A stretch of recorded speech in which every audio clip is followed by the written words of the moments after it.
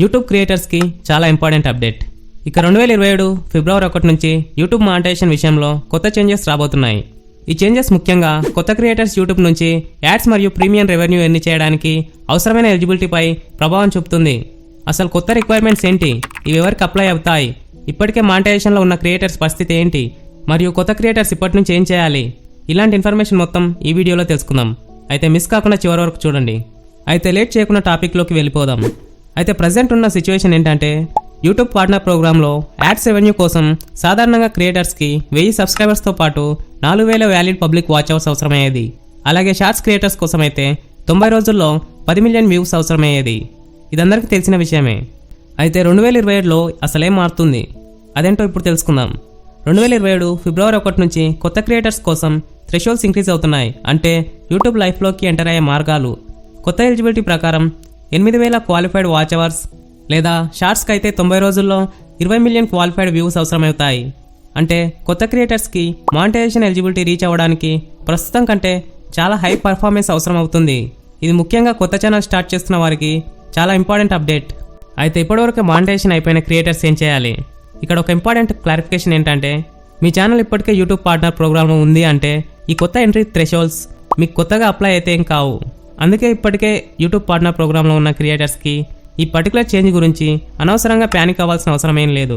ఈ అప్డేట్ ప్రధానంగా కొత్త ఎలిజిబిలిటీ అచీవ్ చేయడానికి ప్రయత్నిస్తున్న కొత్త క్రియేటర్స్ కోసం మాత్రమే.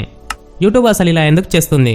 ఇప్పుడు ప్రాక్టికల్గా చూస్తే ఈ చేంజ్ వల్ల ఒక విషయం చాలా క్లియర్గా తెలిసిపోతుంది. అదేంటంటే యూట్యూబ్లో ఇక నెంబర్స్ మాత్రమే కాకుండా కంటెంట్ స్ట్రాటజీ చాలా ఇంపార్టెంట్ అవుతుంది. మీరు లాంగ్ ఫామ్ క్రియేటర్స్ అయితే వాచ్ టైం కోసం వ్యూవర్స్ని ఎక్కువసేపు రీటైన్ చేసే కంటెంట్ క్రియేట్ చేయాలి. షార్ట్స్ క్రియేటర్స్ అయితే కన్సిస్టెన్స్గా హై క్వాలిటీ షార్ట్స్ పబ్లిష్ చేసి లార్జ్ ఆడియన్స్ రీచ్ సాధించాలి.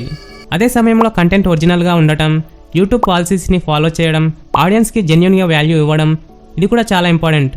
అయితే ఇప్పటి నుంచి క్రియేటర్స్ అసలు ఏం చేయాలి? మీరు ఇప్పుడే యూట్యూబ్ ఛానల్ స్టార్ట్ చేసి ఉంటే ఒక విషయం గుర్తుంచుకోండి. మానిటైజేషన్ కోసం మాత్రమే కాకుండా కంటెంట్ని ఆడియన్స్ కోసం కూడా చేయండి. అంటే మీకు ఆడియన్స్ పెరిగారంటే ఆటోమేటిక్గా మానిటైజేషన్ కావడానికి చాలా ఎలిజిబిలిటీ దగ్గరకు వచ్చినట్టే. అలాగే మీ నిష్ని క్లియర్గా డిఫైన్ చేసుకోండి. అంటే మీరు ఏ రకమైన కంటెంట్ పెడుతురో అది అన్నమాట. ఒక స్పెసిఫిక్ ఆడియన్స్కి ఉపయోగపడే వీడియోస్ క్రియేట్ చేయండి. అలాగే థంబ్నెయిల్ అండ్ టైటిల్ మీద వర్క్ చేయండి, కానీ క్లిక్ బైట్కి వెళ్ళకండి. అంటే వీడియోకి రిలేటెడ్ లేకుండా టైటిల్స్ కానీ థంబ్నెయిల్ కానీ పెట్టకండి. ముఖ్యంగా వ్యూవర్స్ రిటెన్షన్ మీద ఫోకస్ చేయండి. ఒక వ్యూవర్ మీ వీడియో చూసి 30 సెకండ్ల తర్వాత బయటకు వెళ్ళిపోయాడనంటే మీరు మీ కంటెంట్ని ఒకసారి రివ్యూ చేయాలి. అంటే ఆ వ్యూవర్ అసలు ఎందుకు బయటకు వెళ్ళాడు, వీడియో మొత్తం పూర్తి చేయకుండా అనే దానిపై మీరు రివ్యూ చేయాలి. అలాగే కన్సిస్టెన్సీగా ఉండాలి. ఒక వీడియో అప్లోడ్ చేసి వీక్స్ పాటు డిసపియర్ అవ్వడం కంటే మీరు ఒక షెడ్యూల్ మెయింటైన్ చేయడం అవసరం. అంటే అదే బెటర్ కూడా. కాబట్టి ఓవరాల్గా చెప్పాలంటే 2027 ఫిబ్రవరి 1 నుంచి యూట్యూబ్ కొత్త క్రియేటర్స్ కోసం కొత్త పాలసీ తీసుకొచ్చింది. అదే హయ్యర్ థ్రెషోల్డ్స్. అంటే మీరు మానిటైజేషన్ గురించి సీరియస్గా ఉంటే చివరి నిమిషం వరకు వెయిట్ చేయకుండా ఇప్పటి నుంచే మీ ఛానల్ని బిల్డ్ చేసుకోండి. అంటే మనకు ఈ మంత్ వదిలేసినా ఇంకా 5 మంత్స్ ఉంది.